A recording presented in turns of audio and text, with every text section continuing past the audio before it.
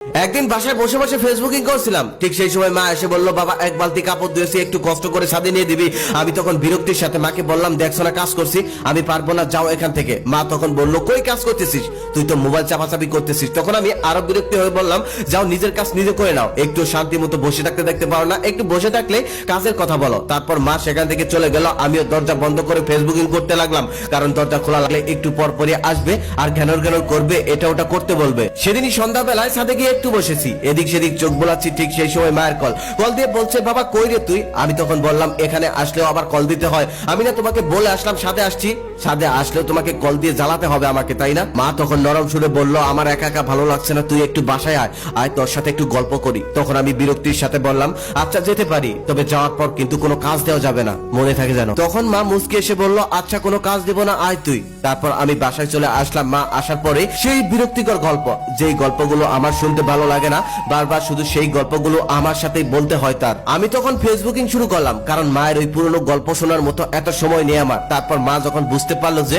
আমি তার গল্প মনোযোগ দিয়ে শুনছি না, তারপর মা চলে গেল রান্নাঘরে রান্না করার জন্য। তারপর আমি বসে বসে টিভি দেখছিলাম। কিছুক্ষণ পর মা আবার আমার সামনে এসে হাজির। আমি মাকে দেখেই বললাম, আবার কি কাজের জন্য এসেছো? মা তখন বলল, রান্নাঘরের কলটা কাজ করছে না, একটু বাইরের কল থেকে পানি এনে দিবি, ইদানিং শরীরটা ভালো না, এক বালতি পানি আমি নিয়ে আসতে পারছি না, তাই বলছি, না হলে আমি তোকে বলতাম না। তারপর আমি বিরক্তির সাথে মাকে বললাম, যাও এখান থেকে, ওগুলো মেয়েদের কাজ আমি করতে পারবো না। মা তখন মন খারাপ করে সেখান থেকে চলে গেল আর নিজেই চলে গেল বালতি নিয়ে পানি আনার জন্য। তারপর আমি টিভি দেখছিলাম, তবে দীর্ঘ সময় কেটে গেল, মাকে আর পানি নিয়ে ফিরতে দেখলাম না। আমি একটু অবাক হয়ে সামনে দিয়ে গিয়ে মাকে ডাকতে লাগলাম। তারপর আমি ঘর থেকে বের হয়ে যা দেখলাম, তার দেখার জন্য আমি মোটেও প্রস্তুত ছিলাম না।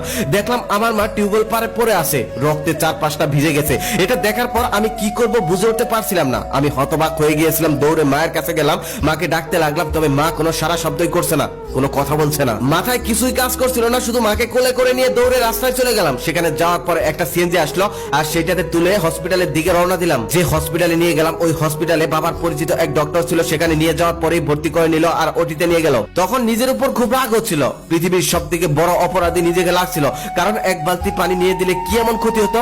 আজকে যদি মায়ের কিছু একটা হয়ে যায়, তাহলে তো নিজেকে কখনোই ক্ষমা করতে পারবো না। একটু পরে একটা নার্স এসে একটা কাগজ হাতে ধরিয়ে দিয়ে বলল, এই ঔষধগুলো খুব তাড়াতাড়ি নিয়ে আসুন। তারপর আমি ফার্মেসিতে গিয়ে খুব তাড়াতাড়ি সেই ঔষধগুলো নিয়ে আসলাম। নিয়ে আসার পর দেখি বাবার পরিচিত সেই ডক্টর বাইরে দাঁড়িয়ে আছে। আমি তখন বললাম, আঙ্কেল আমার মায়ের অবস্থা কেমন? তখন সে বলল, অবস্থা তেমন একটা ভালো না, রক্ত লাগবে, রক্ত দিতে হবে। আমি তখন বললাম, আমার শরীরের সমস্ত রক্ত নিয়ে নিন, তারপর আমার মাকে ভালো করে দিন। তারপর ডক্টর আঙ্কেল বলল, আমাদের কাছে রক্ত ছিল, সেগুলো দেওয়ার চেষ্টা করছি, তবে তোমার মায়ের শরীরে রক্ত নিতে যাচ্ছে না, তুমি আনতে অনেক দেরি করে ফেলেছ, আরেকটু আগে আনলে ভালো হতো। তবে ডক্টররা তাদের চেষ্টা করছে, বাকিটা আল্লাহর ইচ্ছা। আমি তখন সেই ডক্টর আঙ্কেলকে বললাম, আঙ্কেল এমনটা বলবেন না, প্লিজ আমার মাকে ভালো করে দিন, আমার মাকে ছাড়া আমি বেঁচে থাকতে পারবো না। ডক্টর আঙ্কেল তখন বলল, বাবা ডক্টর কখনোই মানুষকে বাঁচাতে পারে না, সবই আল্লাহর হাতে, আল্লাহ মানুষকে বাঁচাতে পারে। আঙ্কেলের সাথে কথা চলতে চলতে একটা মৃতদেহকে সাদা কাপড়ে মুড়িয়ে একজন নার্স বাইরে নিয়ে আসলো। তখন সেই নার্স আমার কাছে এসে বলল, সরি আপনার মাকে বাঁচানো গেল না।